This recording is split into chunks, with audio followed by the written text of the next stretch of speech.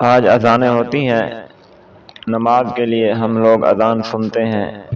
خوش قسمت لوگ نماز کی اذان سن کر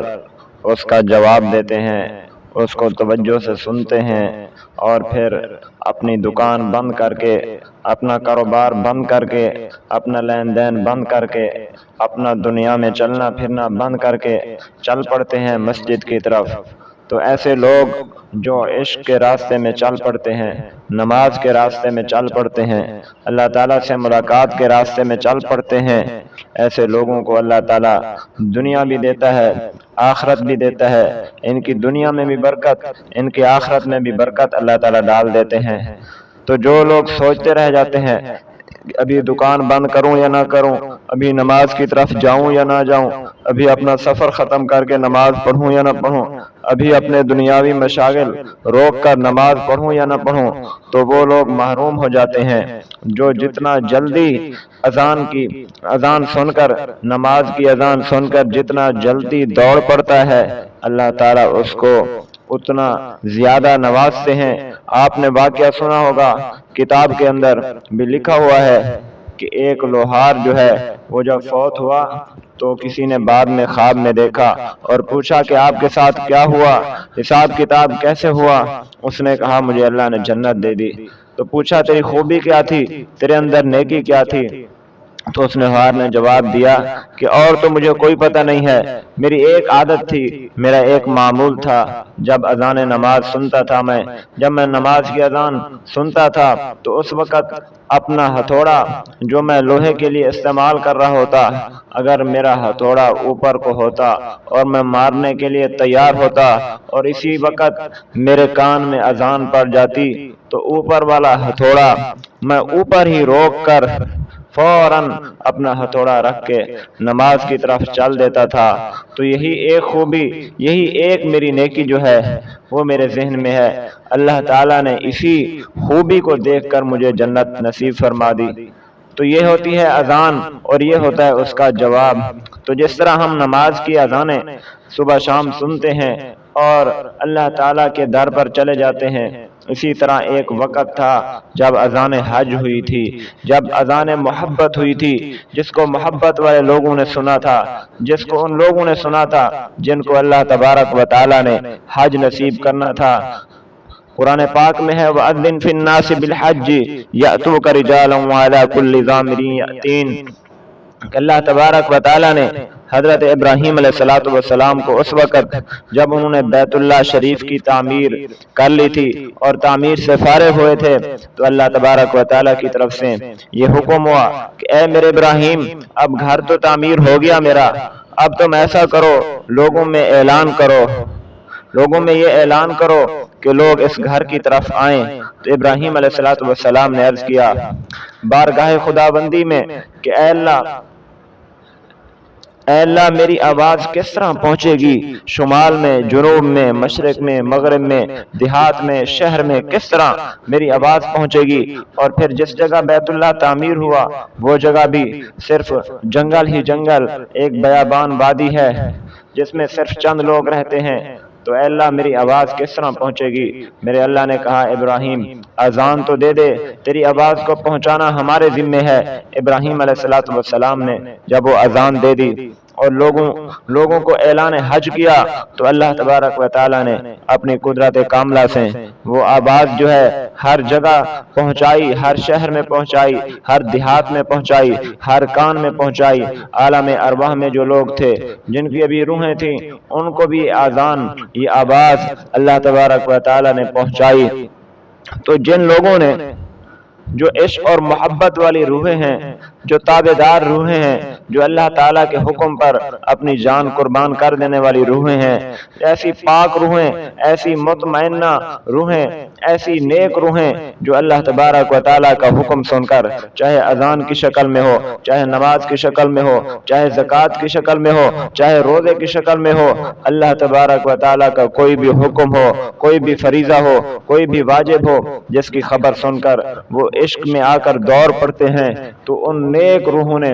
جواب جواب دیا لبیک لبیک لبیک، جس طرح ہم اذان کا جواب دیتے ہیں انہوں نے اذان حج کا جواب دیا، انہوں نے اذان محبت کا جواب دیا، انہوں نے اذان عشق کا جواب دیا۔ جو جتنا زیادہ تابعدار روح تھی، جو جتنا زیادہ نیک روح تھی، اس نے اتنا زیادہ دفعہ کہا لبیک لبیک لبیک۔ پھر جس نے جتنی زیادہ دفعہ لبیک کہا کہ یا رب میں حاضر ہوں، تیرے گھر کو آنے کے لیے میں حاضر ہوں، جتنی دفعہ عشق میں آ کر محبت میں آ کر جتنی زیادہ دفعہ اس نے لبیک کہا، اتنی دفعہ اللہ تبارک و تعالیٰ نے اس کی قسمت میں حج لکھ دیا۔ تو آج جو حاجی لوگ جاتے ہیں وہاں جا کر لبیک اللہم لبیک لبیک لا شریک لک لبیک یہ بولتے ہیں، تو اس وقت عالم ارواح میں جب ہم تھے تو ہماری روحوں نے یہ کلمہ بولا، پھر جس روح نے جتنی زیادہ دفعہ یہ کلمہ بولا اللہ تبارک و تعالی اس کو حج ضرور عطا فرما دیتے ہیں۔ تو اسی لیے کہتے ہیں کہ حج جو ہے یہ فرض تو مال کی وجہ سے ہوتا ہے، لیکن اس کی ادائیگی عشق اور محبت کی بنیاد پر ہوتی ہے۔ جس کے اندر جتنا زیادہ عشق اور محبت ہوتا ہے، میرے آقا صلی اللہ علیہ وسلم کے ساتھ جتنا زیادہ عقیدت ہوتی ہے، اللہ تبارک و تعالی اس کو اتنا زیادہ حج عطا کر دیتے ہیں۔ بہت سارے مالدار لوگ ہیں جن کے پاس پیسہ اور مال و دولت تو بہت ہے، لیکن ان کو پوری زندگی حج نصیب نہیں ہوتا۔ بہت سارے لوگ دیکھے جو غریب تھے، جن کے پہننے کے کپڑے پورے سورے تھے، جن کے کھانے کی خوراک پوری سوری تھی، لیکن کی سواریاں بھی نہیں تھی، لیکن اللہ تبارک و تعالیٰ کے سامنے روتے رہے، مانگتے رہے، تو اللہ تبارک و تعالیٰ نے ان کی طلب دیکھ کر ان کو حج نصیب فرما دیے، ان کو بار بار عمروں کی سعادت نصیب فرما دی۔ تو یہ ایک عاشقانہ نظام ہے جو چلتا رہتا ہے۔ تو بہرحال میں بات کر رہا تھا کہ حج کی فرضیت کی، کہ اللہ تبارک و تعالیٰ نے حج جو فرض کیا ہے،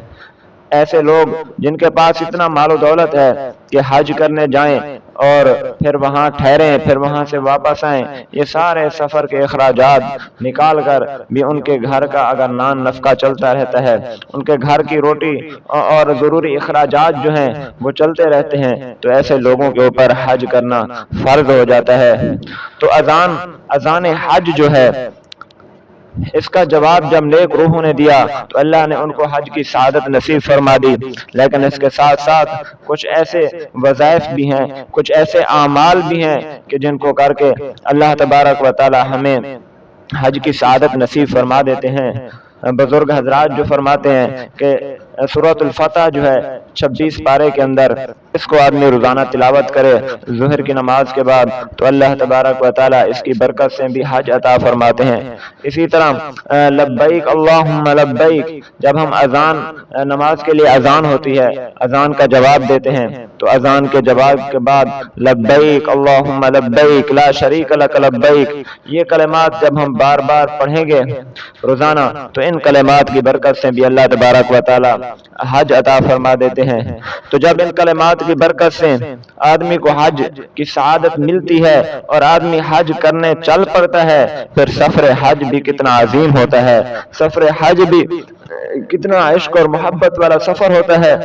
فرمایا سفر حج میں جو بندہ فوت ہو جائے تو اس کو قیامت تک حج کرتے رہنے کا ثواب ملتا ہے، ہر سال ایک حج کرنے کا ثواب ملتا ہے۔ اللہ تبارک و تعالی جس طرح ایک فرشتے کی ڈیوٹی لگا دیتے ہیں اس حافظ قرآن کے لیے کہ جو حفظ کر رہا تھا، کچھ سپارے حفظ کیے، اس کے بعد اس کی وفات ہو گئی، تو اس کے بعد اللہ تعالی ایک فرشتے کی ڈیوٹی لگا دیتے ہیں قبر میں کہ اس بچے کو قرآن پاک سکھاتے رہو اور سکھاتے رہو، حتیٰ کہ قیامت کے دن جب یہ اٹھے گا تو قرآن کا حافظ بن کے اٹھے گا۔ تو اسی طرح جو آدمی سفر حج کرتا ہے، حج کے سفر میں اگر اس کو موت آ گئی تو ہر سال اس کا ایک حج لکھا جائے گا۔ حج کے سفر میں اگر پیسہ خرچ کر دیا، ایک پیسہ خرچ کرنے پر 700 روپے خرچ کرنے کا ثواب ملے گا۔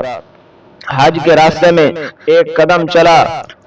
چلا تو اللہ تبارک و تعالی ایک قدم پر حرم کی 700 نیکیاں عطا فرماتے ہیں۔ حرم کی 700 نیکیوں سے کیا مراد؟ میرے پیارے پیغمبر صلی اللہ علیہ وسلم سے جب پوچھا گیا کہ یا رسول اللہ حرم کی نیکی سے کیا مراد ہے، فرمایا کہ حج کے جب آدمی حج کرنے کے لیے چلتا ہے تو ایک قدم چلنے پر 700 نیکیاں ملتی ہیں، پھر 700 نیکیاں حرم کی نیکیوں والی۔ حرم کی نیکی سے مراد کہ باہر کی ایک نیکی اور حرم کی ایک لاکھ نیکی کے برابر ہے۔ باہر کی ایک نماز حرم میں جو آدمی نماز پڑھتا ہے وہ 1,00,000 نماز کا ثواب ملتا ہے۔ تو اسی لیے حضرت ابن عباس رضی اللہ تعالی عنہ پیدل حج فرماتے تھے، اور آپ جس وقت فوت ہوئے تو آپ نے اپنے بیٹوں کو بھی وصیت کی کہ آپ نے بھی پیدل حج کرنا ہے، کہ پیدل حج کی فضیلت اتنی ہے کہ ایک ایک قدم پر لاکھوں نیکیاں ملتی ہیں، اور جو لوگ پیدل حج کرنے جاتے ہیں تو فرشتے ان سے معانقہ کرتے ہیں، ان کو گلے لگاتے ہیں۔ جو لوگ سواریوں پہ حج کرنا جاتے ہیں تو ان کو فرشتے ان کے ساتھ مصافحہ کرتے ہیں۔ تو اذان حج بھی عظیم، سفر حج بھی عظیم۔ اللہ تبارک و تعالی ہمیں یہ عشق اور محبت والا سفر، یہ حج کا سفر، یہ بیت اللہ کا سفر، یہ مدینہ منورہ کا سفر اللہ تبارک و تعالی ہمیں عطا فرمائے۔ وآخر دعوانا ان الحمد للہ رب العالمین۔